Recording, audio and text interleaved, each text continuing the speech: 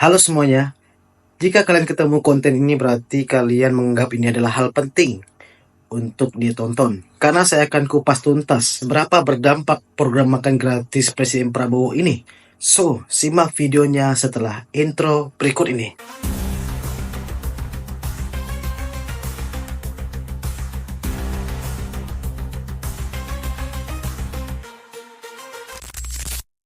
Presiden Prabowo sudah memberlakukan program makan gratis yang dimulai pada tanggal 6 Januari. Ini karena mewujudkan janji politik yang digaung-gaungkannya sejak sebelum dilantik menjadi presiden kemarin.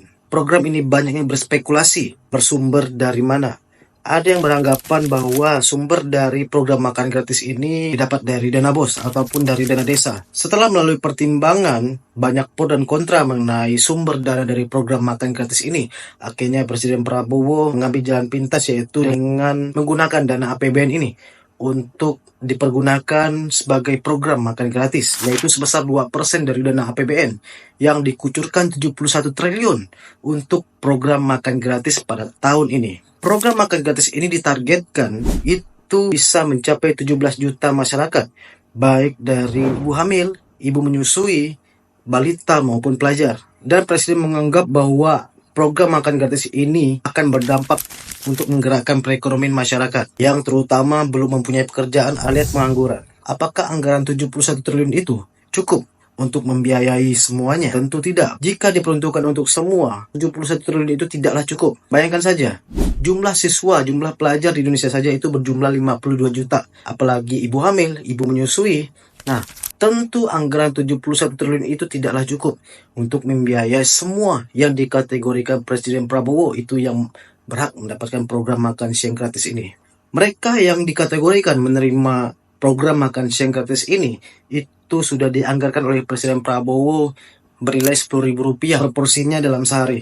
Masalahnya, apakah 10.000 itu cukup untuk memenuhi gizi dari makanan tersebut? Tentu tidak mencukupi dengan anggaran Rp10.000 itu. Kita bisa temukan beberapa contoh yang sudah diliput oleh beberapa TV nasional ya. Di beberapa sekolah sudah mulai diberlakukan dengan memberikan makan gratis pada saat jam-jam istirahat. Ada yang menunjukkan sebuah makanan dalam satu porsinya itu hanya nasi dan lauk ayam. Tetapi justru yang lebih banyak itu tepungnya daripada isinya. Padahal protein hewani itu sangatlah penting untuk pertumbuhan dari anak ya. Anggaran 71 triliun itu disalurkan oleh Menteri Keuangan kepada Badan Gizi Nasional. Tentu yang mengelola sepenuhnya, berkoordinasi dengan pemerintah daerah agar bisa menyiapkan dan menyajikan makanan sesuai dengan standar gizi yang ditentukan.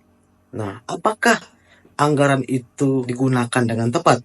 Badan Gizi Nasional mengungkapkan, dalam sehari mereka itu bisa menggelontorkan 1,2 triliun untuk menyajikan dan menyiapkan makanan agar bisa didistribusikan ke berbagai sekolah. Jika dipikir-pikir, anggaran 71 triliun itu tidaklah cukup ya untuk 1 tahun sampai akhir Desember nanti. Anggaran itu hanya bisa mampu bertahan untuk membiayai program makan gratis itu paling tidak sampai 3 bulan program itu berjalan. So, mau cari kemana lagi dana tambahannya? Apakah menguras lagi dana APBN? Mengingat anggaran APBN itu sudah disalurkan ya ke berbagai sektor, baik di bidang pendidikan, di bidang perlindungan sosial, bidang infrastruktur ya, dan bidang-bidang yang jadi perhatian Presiden Prabowo. Jika diperuntukkan untuk seluruh masyarakat yang berkategori layak untuk menerima program makan siang gratis ini, ya tentu bukan 71 triliun, anggaran bisa mencapai 2 kali lipat dari anggaran 71 triliun itu. Adanya program makan siang gratis ini tentu untuk mengendalikan pola makan masyarakat ya, yang sebelumnya itu kurang memperhatikan kandungan gizi maupun kesehatan dalam porsi makanannya. Kita bisa lihat ada orang tua yang hanya memberikan makanan kepada anak-anaknya hanya nasi berlauk Indomie. Jadi dari masalah tersebut, apakah kurang edukasi masyarakat mengenai pentingnya kita melihat kandungan gizi dari satu porsi makan itu? Sebagian besar masyarakat itu hanya menganggap sekedar makan tanpa melihat kandungan gizi dari makan tersebut.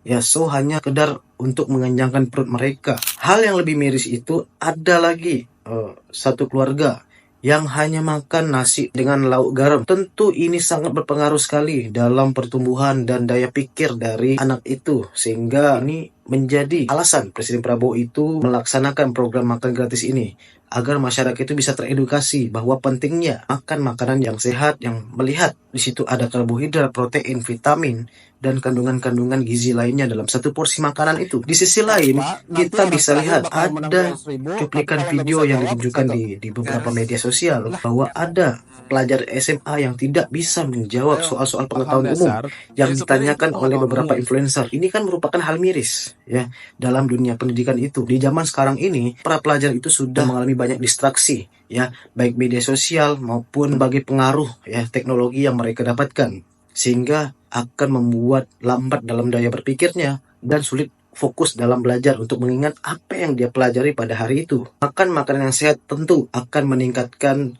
daya pertumbuhan baik secara komunikasi, dalam daya berpikir agar tidak lemot dalam mengingat apa yang dipelajari. Bisa juga karena pengaruh apa yang digenggamnya, yaitu sebuah benda yang menempel di genggaman anak-anak. Itu jangan sampai anak-anak itu disetir oleh gadget. Orang tua perlu mengawasi dengan bijak dalam penggunaan gadget ini dan mengatur jam-jam yang tepat. So, jika kalian kurang sependapat dengan apa yang saya sampaikan, silakan berikan komentar. Kita diskusi pada kolom komentar. Oke, kita berjumpa lagi pada edisi-edisi video berikutnya.